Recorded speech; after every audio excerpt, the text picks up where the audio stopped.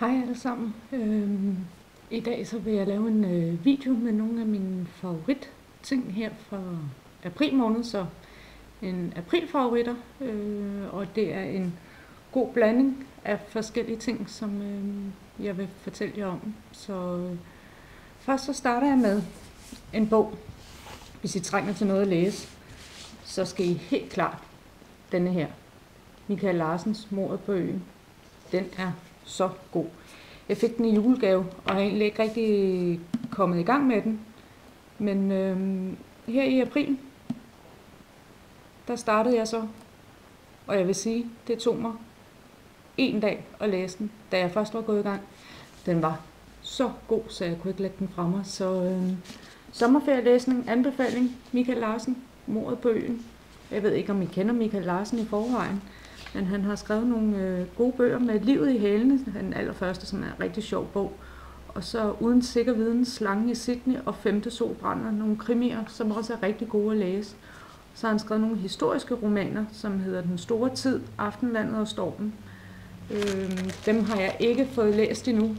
Jeg har dem, og skal også have i gang med dem på et tidspunkt, men er ikke nået dertil. Men den her Mordet på øen kan læses som selvstændig bog, og den er virkelig god. Så har jeg noget kaffeprodukt. Denne her cappuccino med smag af vanilje fra Fredsted. Det er nogle pulver, som man blander op med vand, kogende vand. Den er så skøn. Det er en cappuccino, og den er lidt sød i det, så man har ikke behov for at tilsætte ekstra sukker. Men den er ikke for sød. Den smager virkelig skønt, så selvforkælelse, den kan anbefales. Nogle facial wipes til lige hurtigt at tørre af. Der er de her rigtig gode. Jeg mener, de er fra Lidl eller Normal. Det kan jeg faktisk ikke lige huske, men det kan jeg i hvert fald finde ud af at skrive ned under, hvis det er. Men de er virkelig gode til lige hurtigt at tørre af. De kan ikke erstatte hele renseproceduren af ansigtet, hverken morgen eller aften, men som en ekstra supplement til lige at tørre af, eller at have i bilen til bare fingrene eller andre ting. Der er de altså gode.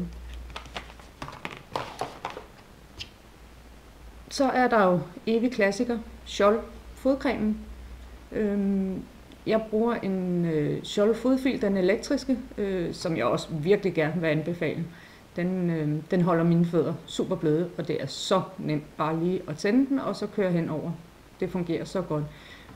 Så putter den her på inden sengetid og sover med, så har man babyfødder, når man står op. Den er så fantastisk. Den kan også virkelig anbefales. Det næste, jeg vil anbefale, er rent faktisk en serie fra Munkholm, som jeg egentlig har fået i gave. Og nu har jeg brugt det en del gange. Første er en mudder ansigtsmaske, som I kan se her.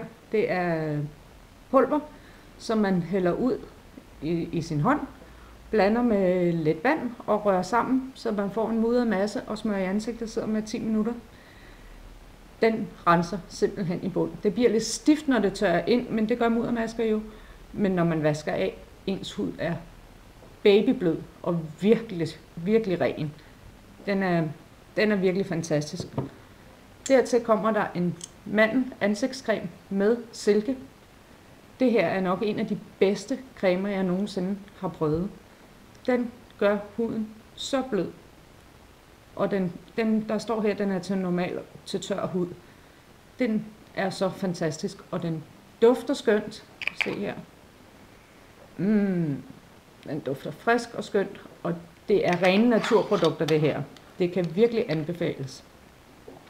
Og det sidste fra Munkholm, som jeg har prøvet, det er en salt scrub med citrus.